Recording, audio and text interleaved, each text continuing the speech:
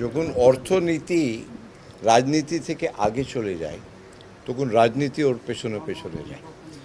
অর্থনীতি হবে লোকেদের উন্নয়নের কাজ। আর যখন লোকেরা ভাববে যে এই রিলেশন আমাদের সবার জন্য ভালো, তাহলে পলিটিক্স কম্পালশন হয়ে যাবে।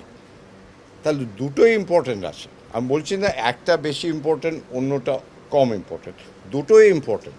কিন্তু আসলে যে আমরা কী চাই সাধারণ মানুষ, সত্যি বলছি, আমি তো পাবলিক লাইফে আছি, সাধারণ মানুষের বেশি কোনো পাওনা নেই, একদম মিনিমাম চায় ওরা। সবচেয়ে বেশি হচ্ছে শান্তি,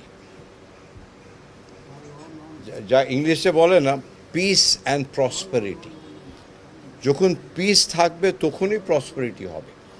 আর আমার মনে হচ্ছে দুই দেশের এইটা দায়িত্ব, to give peace and prosperity to the young generation.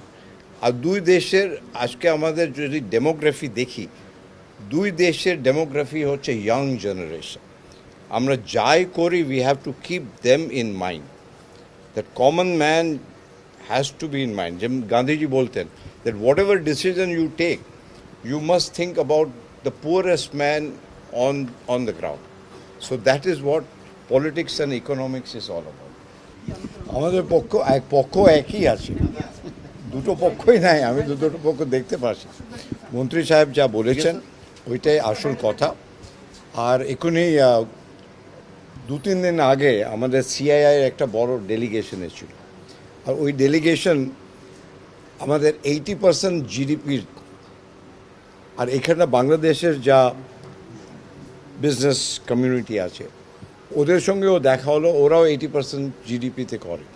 তাহলে আসল কথা হচ্ছে সাধারণ মানুষ কি চায়। সাধারণ মানুষ চায় চাকরি, শিক্ষা, স্বাস্থ্য, ভালো রাস্তা, বিদ্যুৎ।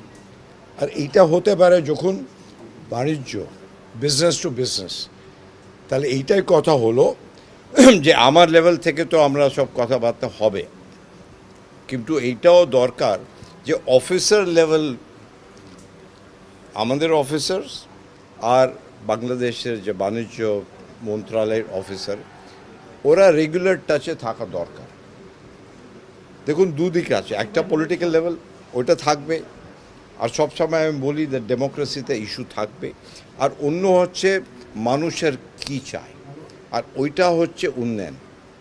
উন্নয়ন ছাড়া কিছু হতে পারে না।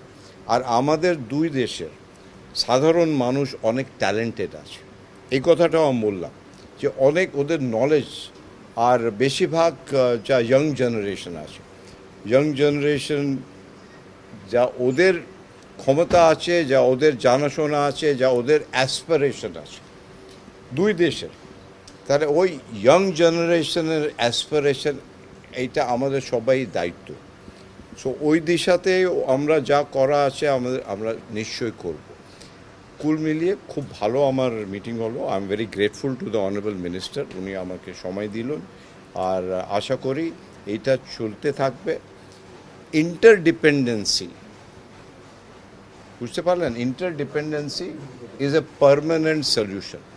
যে আমি আপনার ওপর ডিপেন্ড করছি উন্নয়নের জন্য, আর আপনি আমার ওপর ডিপেন্ডেন্ট করছেন, আর এই ডিপেন্ডেন্সি হচ্ছে একটা ফ্যামিলি। আর এইটা আমরা নিয়ে যেতে চাই। অন্য জিনিস will take its own time, কিন্তু এই জিনিসটা যা মন্ত্রী সাহেব বললেন আমি একদম একমত। আর I wish all the very best for the young generation.